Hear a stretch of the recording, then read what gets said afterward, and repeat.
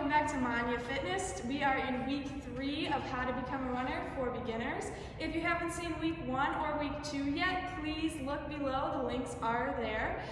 We're going to move into the next 5 tips to become a runner. Tip 1 is increase your distance this week. I don't care if it's 0.2 miles, I don't care if it's 1 mile, do whatever you feel comfortable with, but right now you should feel stronger. If you already completed week 1 and week 2, you should be getting ready to increase your endurance. So I want you to try to increase that just a little bit.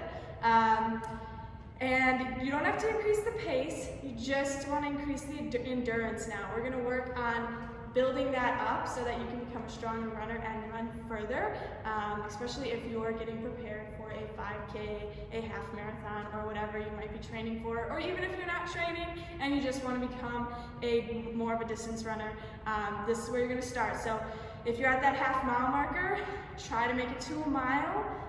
If you've already gone past a mile, I want you to try to push yourself, maybe go 3 miles. Maybe even 4. Like I said, you don't have to increase that pace, just maybe that distance. So that's tip number 1. All right, so tip number 2, don't be afraid to walk. So I know that it might feel like you're a failure if you start to walk and you wanted to run the entire thing. I understand that, but it's not failing, it's becoming stronger.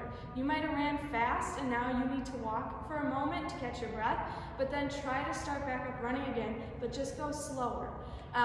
But don't be afraid to walk, because it's gonna help you in the long run. Even as a long-term runner, sometimes I just stop and walk, and it helps me because then later on in the run, I can go faster or I can go further, just because I walked for that few moment, gave my body a little bit of a rest.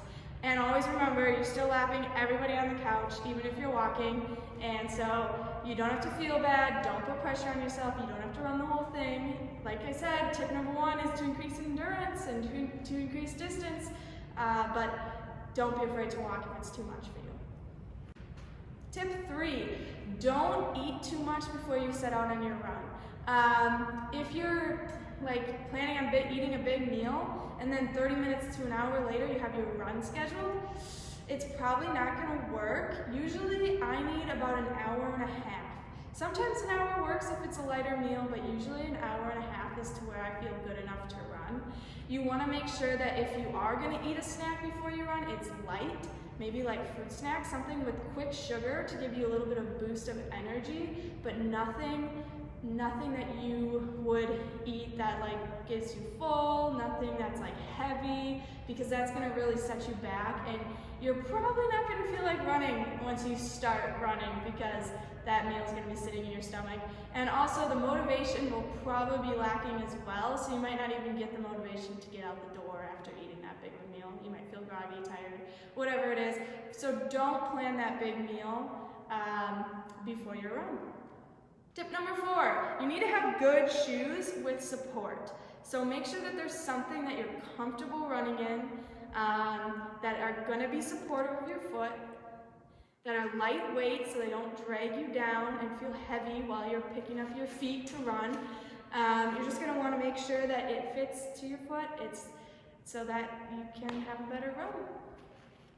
Alright, tip number 5, add some strength training. Even if it's just one day. Maybe you already are really heavy in the strength training and you're trying to add more cardio, but if you're not already into strength training, I suggest adding at least one day into your week that incorporates strength training. Not only will this help get you to be a stronger runner, but just a stronger, more fit person overall, because strength training definitely helps increase your ability to burn fat and calories. So you're going to want to incorporate that into your week. And it gives you a chance to do something new in your workout, so you're not just constantly running. It gives you more variety in your workout for the week, and that will keep you more motivated to keep going. Thank you everybody for watching my week 3 of becoming a runner for beginners. As always, please like and subscribe if you like the video. And if you have any questions for me, feel free to open it up in the comment section below. You can ask me some questions about running or whatever you might have on your mind that you might think I'll be able to help with, and I'll try to answer them as best as I can. As always, I hope you have a fantastic day. Bye!